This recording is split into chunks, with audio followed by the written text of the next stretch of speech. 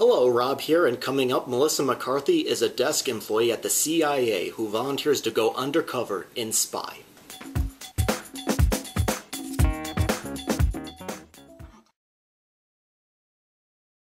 Thanks for checking out R&B Reviews. Today I'm going to review Melissa McCarthy's new comedy, Spy. Written and directed by Paul Feig, who made The Bridesmaids and The Heat, McCarthy plays Susan Cooper, a desk-bound CIA analyst. She's frequently paired with Bradley Fine, a James Bond-like spy played by Jude Law, and is often the overlooked hero behind the agency's biggest missions. But when Fine disappears off the grid and other top agents' identities are compromised, she volunteers to go undercover and infiltrate a dangerous deal involving arms dealers and preventing a global disaster. Now, Spy is a spoof of spy action films and features nods to films like James Bond and to the Jason Bourne films, and I did enjoy Spy more than McCarthy's last starring film, Tammy, but even then I kind of found this film to be a bit of a mixed bag. McCarthy plays this character a little bit differently than some of her other characters. She's friendly, rather cute, and very likable, although she does kind of revert to her tough, swearing characterization later on in the film. And her character, nonetheless, is somebody who definitely knows her job. She's not really a bumbling idiot, and it was nice to see her kind of change it up for the movie.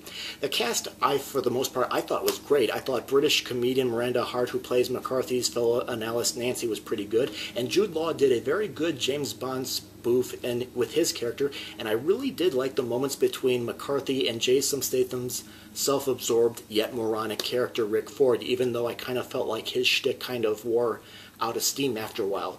But I think the film's best moments are the verbal banter between McCarthy and the film's snarky villain, played by Rose Byrne, as well as Peter Serafinowicz's Italian informant Aldo, who is constantly hitting on McCarthy's character. Now, for the movie itself, however, I found it to be amusing, but oftentimes it seemed like for every funny scene or joke, there was always one that felt forced or fell flat. And oftentimes, I found myself not quite rooting for McCarthy's character as much as I would have liked to. I mean, I really rooted for her and Sandra Bullock's character in The Heat, but here, I really didn't felt like I cared as much about whether McCarthy's character got the mission done or not as much as I wanted to. And of course, I have no problems with swearing in movies. However, I felt like the swear words were often used as a crutch to make a joke that is not working funny, and oftentimes I felt like it was overused. I think the movie did get better in the second half once McCarthy's character started to interact with the film's villain more. Spy, I thought, had its moments that worked well, but for others that fell flat, and I think they could probably have been trimmed a little bit. The cast, I thought, were top-notch, and I think they did try to give life to the material, and I really liked that McCarthy changed her film character persona up a bit, and I enjoyed, of course, the nods to, Bond and, such as the use of road locations, but I just found Spy to be a bit hit and miss. I didn't think it was a bad movie, but I didn't think it was really great either. But so I'm going to go ahead and recommend this movie as something you can watch at home.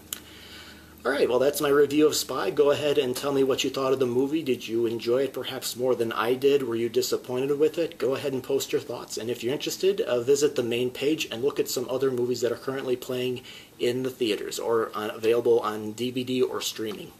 Thank you very much for watching.